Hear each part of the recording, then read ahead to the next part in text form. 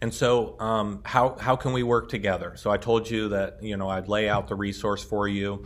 I hope that you're excited about it. I'm excited about it. Pastor Scott, we're all super excited about this resource. So hopefully you see the potential in it. For yourself personally, I hope that you use it. I'm using it every single day. This is something that I use, and so I hope that you're using it. And so how can we work together on it? Well, again, you've probably even had some questions. How are we going to get people to use this? And in order for this to become a part of who we are at First Wesleyan Church, we're going to have to communicate it at every level. We're going to have to teach it and talk about it at every level. And so Pastor Scott knows that. He's going to have his guidebook with him on Sunday mornings. He's going to talk about it. He's going to reference it from the pulpit, from the platform, that this time with God, this guidebook and this becoming process is a part of who we are at First Wesleyan Church. That we're not just going to come and sit and listen, that we're going to become more like Jesus, and that we have a process that we're all in together, a journey that we're all in together, which includes your groups, but also becoming groups, open, honest groups of accountability, and a time alone with God that we've given you a resource for and that we hope that you're using. Our Discover track is going to explain this whole process, and you're going to see that, as you go through it, but our Discover track is going to explain this whole process, and at the very end, the last step is all about the guidebook. It's explaining what See, Feel, Act means, what becoming more like Jesus means, and the power of the guidebook. And so we're teaching people, even as they're coming into the church, what this is and how they can plug in and how they can begin to take steps forward. And so, but then beyond that, we're encouraging people as they come into the church, beyond Discover Track, to get into your groups. And so that's what we promote in Discover Track. We hope people come out of that Discover Track and they get into your groups, men's groups, women's groups, Wednesday night groups, 9 o'clock groups. And so then we have to hand the baton over to you a little bit. And so how do you help in this process? Well, first off, you understand the role that you play in the process. You go back to that 5 spaces of discipleship, and you understand. First off, I'm going to be effective with the people that God sends our way into our group, and we're going to support one another. So we're going to learn and grow and care for one another together, and we're kind of making this a priority. We're going to serve together.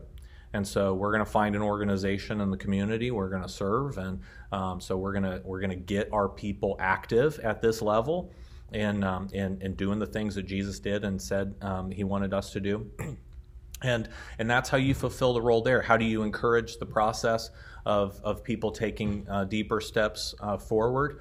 Well, I've tried to keep the Becoming Guidebook flexible so that it can be a little organic.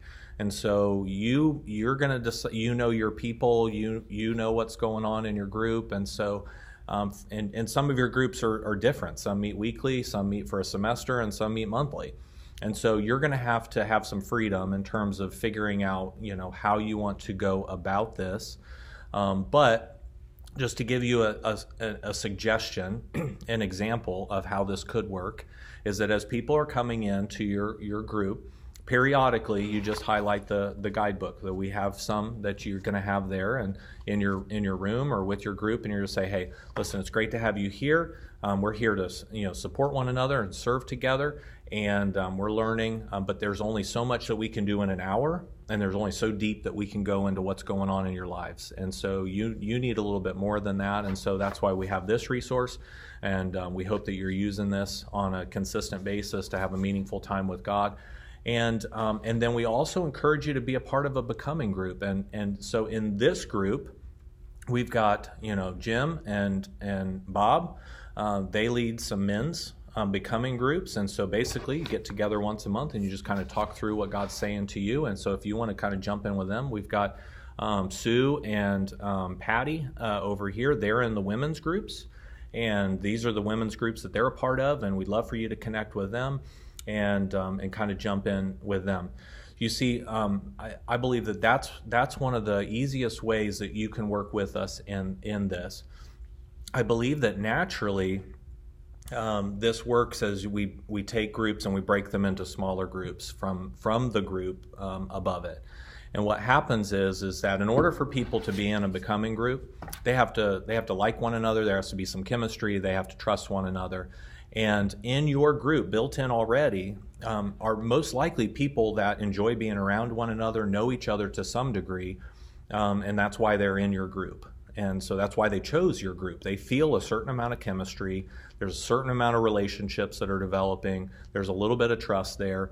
And so it actually speeds up the process for a group to actually be formed from your group. And I don't want you as group leaders to do it, because I believe that one of the other powerful things about this is the development of leaders. This is where you really get a role in discipleship.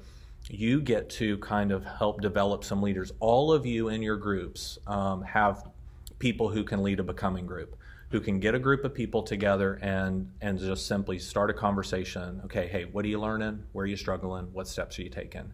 All of you have people in your groups that can do that. And if you approached some potential leaders and said, hey, would you do a men's group? Would you do a men's group?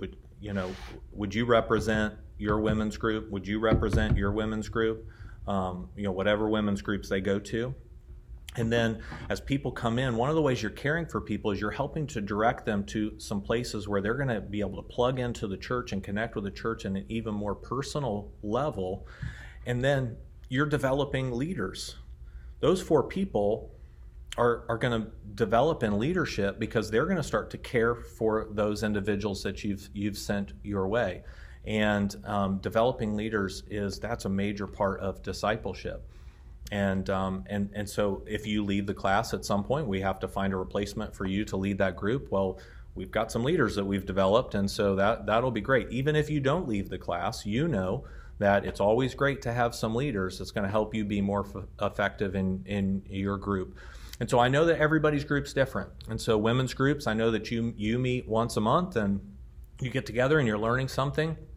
And so you may decide to highlight these books and try to encourage people to be in their guidebooks, and maybe you break up for the last 30 minutes into smaller groups and have more intimate conversations. Maybe that doesn't work for you. Maybe you do your regular monthly meeting as a women's group, and you've still got becoming groups that meet beyond that. And so that may be it.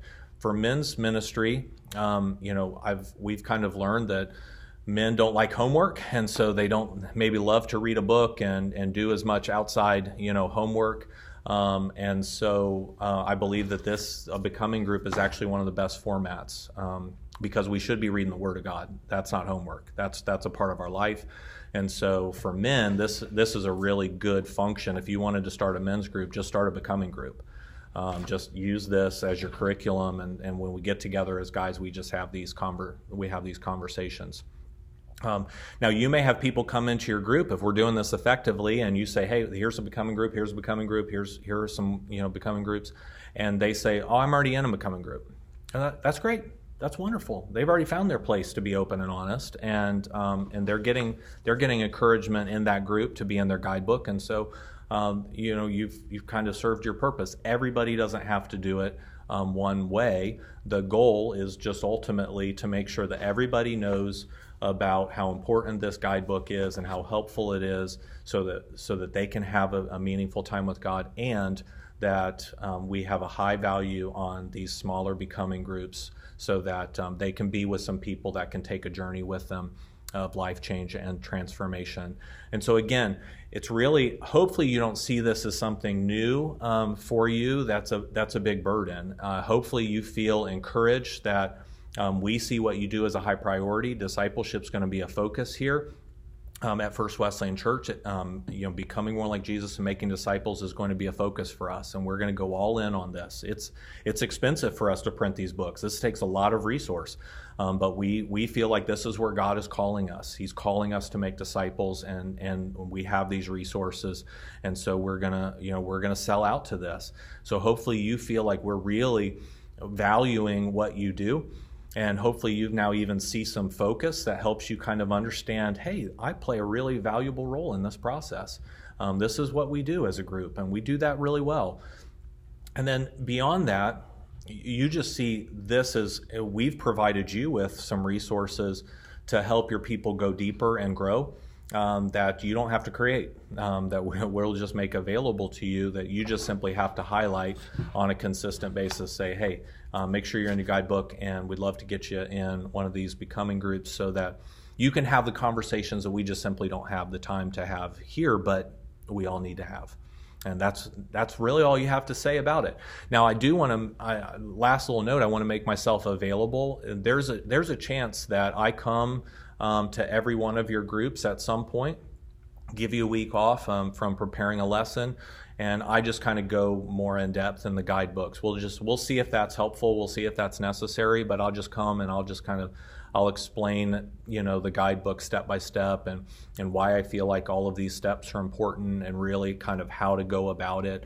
And we may have to do that, for a while. Again, we know that in order for this to be effective, it just simply has to become a part of our culture. That as people come into First Wesleyan Church, they hear it communicated at every level that we're becoming more like Jesus. And there's a guidebook that's available to help me do that, and I need to get in some groups to be a part of that journey. And so we're gonna figure out how to do that at every level. Again, I just want to thank you for taking the time to be a part of this. Again, the reason we kind of had to rush to have a group leader meeting is that Pastor Scott is moving into a process where in January he's going to talk about Jesus is. So we're going to be focusing on who Jesus is, and that he's worth following and worth becoming like. And then in February we're going to move into a series of becoming, where we're going to go through See, Feel, Act 1 week at a time. And we're going to make these guidebooks available. And so it's all coming right now. And so I wanted to make sure that you were in the loop. I wanted to make sure that you understood what all of this was about, and how it applied to you, and how we can work together. Because again, we're all passionate about the people in our church, and we want them to grow, and we want them to not only be set free, we want them to live free on a day-to-day basis. We want to see victories in their marriage and with their kids and families, and their personal lives with sin and different things. We want to see victories there. We want to see them live the life that God has for them. And it's not on any of us. Those 5 spaces of discipleship, we all play a role in this, but we need to make sure that we've got opportunities in each of these areas, and we realize we're missing a couple of these. And if we work together, if we all work together, we can get people reading the Word of God. We can get people having a meaningful and powerful time with God that's going to transform them. We can help people kind of start to identify some blind spots that have been holding them back and have been hurting them, from living the life that God had for them. And we can really help people see, feel, and act more like Jesus, become more like Jesus. At the end of the day, that's what this is. We want to get this in your hands. We want you to use it because it can help you become more like Jesus. And that's what all of us want to be, and that's what all of us want to do. So any questions that you have, please let me know. And again, thank you so much for being who you are, and your commitment and passion to First Wesleyan Church and the people that you shepherd. You are the backbone of what we do here. And you multiply the effectiveness of First Wesleyan Church because of your commitment to it. And I can't thank you enough for that. I'm here for you in whatever ways I can be. Thank you again.